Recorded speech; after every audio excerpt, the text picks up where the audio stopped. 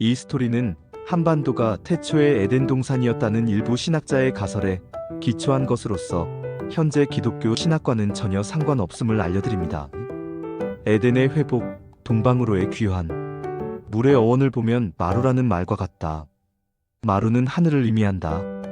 창세기 1장에서 하나님이 천지를 창조하시기 전 세상은 물이었다.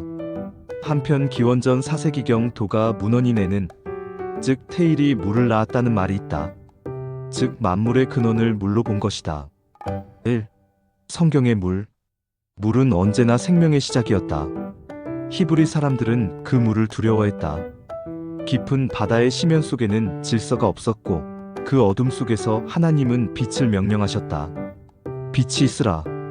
그 한마디 말씀이 혼돈을 갈라놓았고 하늘과 땅, 위의 물과 아래의 물이 처음으로 분리되었다. 그리하여 창조는 시작되었다. 히브리의 하늘은 명령으로 세워졌다. 하나님의 말씀이 질서를 이루었고 그분의 손이 심연을 다스렸다. 그들에게 창조란 혼돈 위에 세워지는 기적, 다시 말해 재창조의 신학이었다. 그래서 그들의 강은 언제나 마르고 하늘에 비가 내릴 때만 생명이 피어났다. 이스라엘의 물은 늘 하나님의 손길을 기다리는 물이었다. 2. 동방 한반도의 물. 그러나 동방의 하늘은 달랐다. 이 땅의 물은 두려움이 아니라 비춤이었다. 산의 꼭대기에서 솟은 샘은 하늘의 빛을 품고 흘러내렸고 그 맑은 물은 하늘을 거울처럼 비추었다. 한국 사람들은 그 물 위에서 신의 얼굴을 보았다. 하늘과 물이 하나로 이어진 세계, 그곳에는 명령도 분리도 필요하지 않았다. 창조란 늘 있는 그대로의 조화였고 하늘은 물에 비치며 스스로를 드러냈다. 그래서 한반도의 하늘은 끊임없이 창조되는 하늘, 물은 끊임없이 생명을 낳는 물이었다. 하늘은 명령하지 않아도 물을 통하여 자신을 비추었고 물은 하늘을 닮아 끊임없이 흐르며 생명을 품었다. 3. 히브리의 하늘과 한반도의 하늘. 히브리의 물이 혼돈 속에서 빛을 기다렸다면 한반도의 물은 빛 속에서 스스로를 맑히는 물이었다. 하나는 어둠 속에서 질서를 세우는 신앙, 다른 하나는 이미 주어진 질서를 보존하는 신앙이다. 그래서 히브리의 하나님은 흑암 위에서 새 질서를 세우시는 분이셨고 한반도의 하늘은 빛 속에서 질서를 드러내시는 분이었다. 한쪽은 단절과 회복의 신학, 다른 한쪽은 지속과 조화의 우주론이다. 히브리의 하나님은 초월 속에서 명령하셨고 한국의 하늘은 내재 속에서 반사되었다. 하나님은 말씀으로 세상을 창조하셨지만 하늘은 물 위에 자신의 얼굴을 비추어 세상을 완성했다. 4. 에덴의 회복. 에덴의 동산은 그 두 세계가 다시 만나는 자리다. 창세기의 에덴에는 한 강이 있었다. 그 강은 네 갈래로 나뉘어 세상 모든 곳에 생명을 흘려보냈다. 그리고 한반도에도 있다. 백두산 천지에서 흘러내린 새 강이 산방으로 뻗어나가며 땅을 적신다. 하늘의 물이 끊임없이 솟는 땅, 이곳은 지속의 에덴이다. 사람들은 그 물을 따라 농사를 짓고 그 물을 따라 노래하며 살아왔다.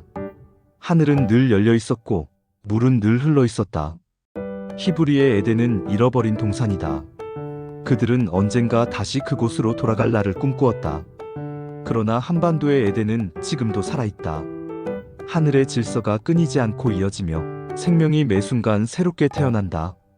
에덴의 회복은 단순히 과거로의 귀환이 아니라 하늘의 질서가 다시 드러나는 순간이다. 이스라엘의 회복이 서에서 동으로 향한다면 그 길의 끝에는 동방의 빛, 한반도의 하늘이 있다. 하늘의 생수가 여전히 흐르는 이 땅은 하나님의 질서가 쉬지 않고 이어지는 지속창조의 성소다. 어쩌면 그래서일 것이다. 동방은 언제나 새 창조의 방향이었다. 성경의 예언자들은 하나님의 영광이 동쪽에서 오리라 말했고 지혜자들은 하늘의 별 오리온에서 생명의 질서를 보았다. 그 하늘의 빛이 물로 내려와 생명을 낳고 그 생명이 다시 하늘로 오르며 순환하는 곳. 그곳이 바로 한반도, 끊임없이 생명의 빛이 되돌아오는 땅이다. 히브리의 물은 혼돈에서 질서를 세우는 물이었다. 그러나 한반도의 물은 빛을 비추며 생명을 낳는 물이었다. 히브리의 하나님은 시면을 가르시고 말씀하셨지만 한국의 하늘은 말없이 스스로를 비추었다. 그래서 히브리의 에덴은 회복되어야 할 과거이지만 한반도의 에덴은 이미 살아있는 현재다. 우린 다시 동방의 빛 한반도에서 만나야 한다. 만약 한국이 하늘의 아버지라면 이스라엘은 그 질서를 역사 속에 드러낸 아들일 것이다. 그리고 에덴의 회복은 그 아들이 다시 아버지께로 돌아오는 여정이다. 하늘의 빛은 동쪽에서 다시 솟고 그 빛이 물 위에 비추어 세상을 살린다. 이제 우리는 묻는다. 에덴은 과연 멀리 있는가? 아니면 이미 이 땅의 하늘과 물 속에서 숨쉬고 있는가? 백두산의 물결이 흐르고 하늘의 빛이 물 위에 반사될 때 그곳에서 우리는 하나님의 창조를 본다. 에덴은 돌아올 장소가 아니라 지속적으로 깨어나는 현실이다. 그리고 그 현실은 지금 하늘과 물이 맞닿은 이 땅, 동방의 한반도에서 다시 열리고 있다.